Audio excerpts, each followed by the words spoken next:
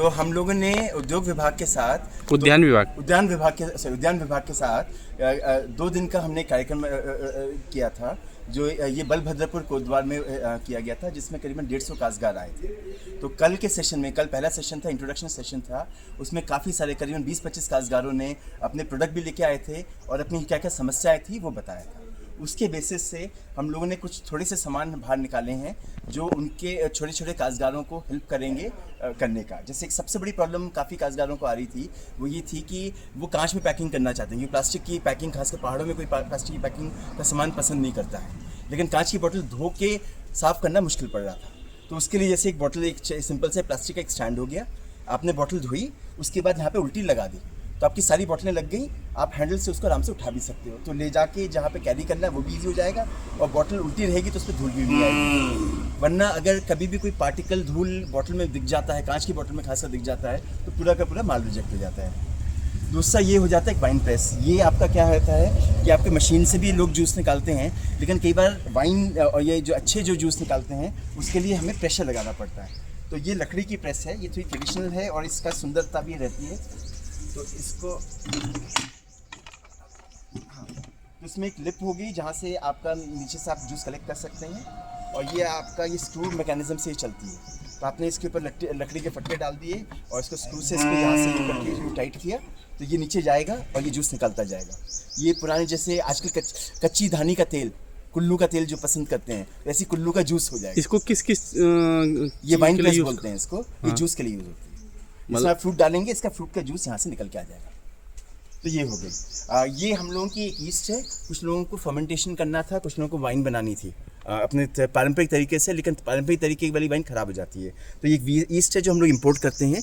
ये करीबन एक जो ये पैकेट है ये करीबन 150 लीटर ईस्ट बनाती है। इसका मूल्य सिर्फ 500 रुपये। फिर उसके बाद ये आपका, हम लोग इसको बजूका बोलते हैं। तो ये जाली, ये स्टेनलेस स्टील की जाली है, ये आपके नल में लगा सकते हैं। तो क्या होता है कि जैसे जूस वगैरह लोगों का सेडिमेंट आ जाता है, उसके कारण से वो जूस के बॉटल के अंदर पार्टिकल सेडिमेंट आ जाता है। तो ये आपके पास ये इतनी लंबी वाली जाली हो जाती है, तो लंबी जाली वो नहीं करती है, फंसती नहीं है, और उसके लिए ये है आ जाता है। ये थोड़े से एडवांस जो पढ़े ग्रेजुएट उद्यमी के लिए होता है। ये इसको हम लोग डिजिटल हाइड्रोमीटर बोलते हैं। ये वाईफाई और ब्लूटूथ से आपके कनेक्ट हो जाता है। तो इसमें आपका जो फर्मेंटेशन का टेम्परेचर और उसकी डेंसिटी यानी शुगर की माप, ये आपके डिवाइस के थ्रू जाके उसमें आ जाता है। तो अगर आप कोई कॉन्ट्रैक्ट मैन्युफैक्चरिंग कर रहे हैं खासकर, तो उनके लिए बहुत फ़ायदेमंद रहता है, क्योंकि कॉन्ट्रैक्ट मैन्युफैक्चरिंग में जो जिसने आपको ठेका दिया है, कॉन्ट्रैक्ट दिया है, वो आपके कभी गांव में कई बार आता नहीं है, लेकिन उसको आपको इसकी रीडिंग दे सकते हैं, जो वो अपने कंप्यूटर स्क्रीन पे देख सकते हैं। तो ये कम खर्चे में। इसको कहाँ लगाना होता है? इसको आपको आपके जार में डालना होता है। अच्छा, उसी में रहेगा ये? उसी में रहेगा। इसको चार्ज करके डाल देंगे और ये ब्लूटूथ और वाईफाई से कनेक्ट हो जाएगा। इसकी वीडियो हम आपको वेबसाइट से कर लेंगे। ये आपका ग्लास रिंजर हो गया। तो इसको हम लोगों ने क्या किया है कि आप इसको नीचे पाइप से कनेक्ट कर देंगे, और जब आप इसको प्रेस करेंगे तो इसमें यहाँ नीचे से छेद आता है और ये पूरा गोल गोल घूमता है। तो उसके कारण से आपकी बोतल धुल जाती है। ये मॉल्ट है, ये इसका मैं आपको टेस्ट कराऊंगा बाद में। तो ये बॉर्नवीटा टाइप का टेस्ट होता है। ये बियर के उसके लिए यूज़ होता है। अच्छा, काफ़ी सारे काश्तकार जो आए थे वो ये पुली सिस्टम है, सिंपल सा पुली सिस्टम है। हाँ, इसको, हाँ, ये बिल्कुल यही चाहिए था। ये पुली सिस्टम है। काफ़ी सारे काश्तकार जो आए थे उनको अब उनका एज हो गया है, तो उनको वज़न उठाना मुश्किल पड़ रहा है, और हमें इसमें बहुत सारा वज़न उठाना पड़ता है। तो इसमें एक पुली मैकेनिज्म है। ये आप अपने एक लिंटर पे वो या पाइप पे किसी पे फंसा देते हैं ऊपर, और उसके बाद नीचे चेन रस्सी से, बिल्कुल ये रस्सी से आराम से चीज़ें उठाई जा सकती हैं। उठाने से कई बार होता है ना, बोरा ये कभी हिलाना, वो तो आपकी उम्र बढ़ रही है, लेकिन फिर भी आपका परिश्रम नहीं कम हो रहा है। कुछ लोगों को चम्मच वगैरह उन्होंने बताया था कि वो लोग एल्युमिनियम का ले रहे हैं, एक दो उन्होंने स्टील का भी यूज़ कर रहे हैं। अब वो चीज़ें नहीं यूज़ करनी चाहिए, क्योंकि फ्रूट जूस एसिडिक होता है, खट्टापन होता है, और एसिड के कारण से एक मेटालिक फ्लेवर, जैसे आपने कभी सिक्का चखा होगा, जबान पे रखा होगा ना, तो एक मेटल की खुशबू आती है। वो क्या होता है कि आपके जीभ में भी जो एसिड होता है, मुंह में एसिड होता है, उससे वो लोहा रिएक्ट कर रहा है। तो उसके लिए आपको स्टेनलेस स्टील SS 316 का ये लेना होता है। उसके लिए ये आपका ये है। ये ब्रश दिखाने के लिए एक दो लोगों ने बॉटल धोने के लिए ब्रश जो यूज़ किया था, बहुत छोटे वाले ब्रश यूज़ किए थे। अब वो दूध की बॉटल, वो भी बच्चों की दूध की बॉटल के ब्रशेज़ हैं, उसमें वो आप ज़्यादा यूज़ करेंगे। आपको बहुत मोटे तार वाला ब्रश चाहिए जिसका हैवी ड्यूटी आप लोग बहुत, मतलब एक साथ कोई बैठे तो 15 मिनट में कम से कम 150 बॉटल अगर साफ़ नहीं कर सकता है तो फिर आपका वो चल नहीं सकता है। शुगर नापने के लिए दो प्रकार ये हैं। एक तो एक हाइड्रोमीटर है, जैसे आपका एक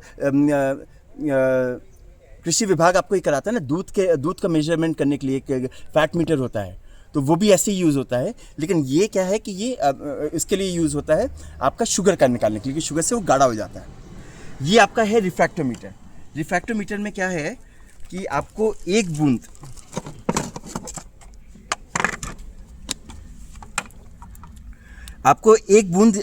अपने शुगर का या जो आपका सिरप बना रहे हैं वो आप इसमें डालिएगा, इसको बंद करिएगा और आप धूप में इस आई से देखिएगा। यहाँ पे आपको दिख रहा है क्या आई का? नहीं, इसके आई के अंदर कुछ दिख रहा है ब्लीडिंग? ओके, इसके अंदर आई के अंदर देखेंगे तो इसके अंदर एक स्केल है जिसके अंदर आपको बता देगा कि आपके जो फ्रूट है उसमें कितना शुगर का क्वांटिटी है। तो इसके हिसाब से ये बने हुए हैं। और इसमें 2 बूंद का चाहिए तो ये आप अपनी मंडी में भी ले जा सकते हैं।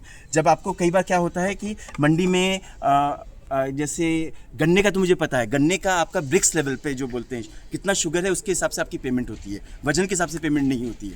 तो उसमें कई बार जो आपकी मंडी में डिस्प्यूट होता है वो आप सॉल्व कर सकते हैं। झामे के लिए बहुत लोग स्टील का वाला झामा यूज़ कर रहे हैं या प्लास्टिक वाला झामा यूज़ कर रहे हैं। प्लास्टिक वाला झामा साफ़ नहीं कर सकता है। स्टील वाला झामा अगर आपने अपने बर्तनों में ज़्यादा यूज़ किया, और कई बार जब हम लोग जब अपने पकाने के बर्तन में यूज़ करते हैं तो वो निशान छोड़ देता है। तो उसके थोड़ा सॉफ्ट करने के लिए कॉपर का झामा है, तो ऐसे आपको कुछ मटेरियल यूज़ करना पड़ेगा।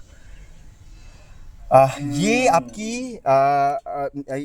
ये पेप्सी या कोल्ड ड्रिंक आरटीडी बॉटल्स को बंद करने के लिए है। इसमें आप ढक्कन लगाते हैं और यहाँ पे बॉटल लगा के इसको जब आप नीचे दबाते हैं तो ये आपकी बॉटल को बंद कर देता है। मसाले डालने के लिए हम लोगों ने ये दो ये प्रोडक्ट्स हम लोग ये रिकमेंड करते हैं। ये आपकी चेन के साथ है। आपने इसके अंदर मसाले, अपने सारे जो भी पहाड़ी मसाले हो गए, तिमरू हो गया, मिर्च हो गया, अदरक हो गया, ये आप मसाले इसमें डालेंगे और इसको आप ये बंद करके आप ओवरनाइट, जैसे अचार में आप इसको छोड़ दीजिएगा। तो क्या होता है कि आपके मसाले अगर खाने में आ जाते हैं तो प्रॉब्लम करते हैं, और वरना वो अचार में वो मिक्स नहीं होंगे तो उसका स्वाद नहीं आता है। तो और बाद में आप इसको स्टेनलेस स्टील की तार के साथ क्या है, मसाले फिल्ट्रेशन है। मसाले डाल के आपको अचार में या वाइन में अगर आपको डालना है या जूस में डालना है तो उसके लिए ये मैकेनिज्म है। अच्छा, तो इससे इसका अर्क निकल जाएगा, मसाला अंदर छूट जाएगा। हाँ। और अगर आपको छोटे स्तर पे करना है तो उसके लिए आप ये वाला यूज़ कर सकते हैं। इसमें छोटे आप इसमें मसाला डाल दीजिएगा। ये खासकर तिमरू के लिए मैं यूज़ करता हूँ, क्योंकि तिमरू 5 ग्राम से मैं करीबन 100-150 लीटर तिमरू का जूस में फ्लेवर आ जाता है।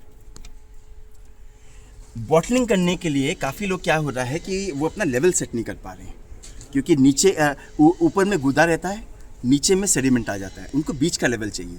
तो उसके लिए एक स्टेनलेस स्टील की सिंपल सी बॉल है और उसके साथ ये आपने पाइप हमने सेट कर रखी है। तो हम लोग जब यहाँ से खींचते हैं तो ये बॉल के कारण से आप अपना एक लेवल सेट कर सकते हैं कि बॉल के नीचे कितना वो जाना है। तो आपका गूदा जूस में आपने स्क्वैश में देखा होगा ऊपर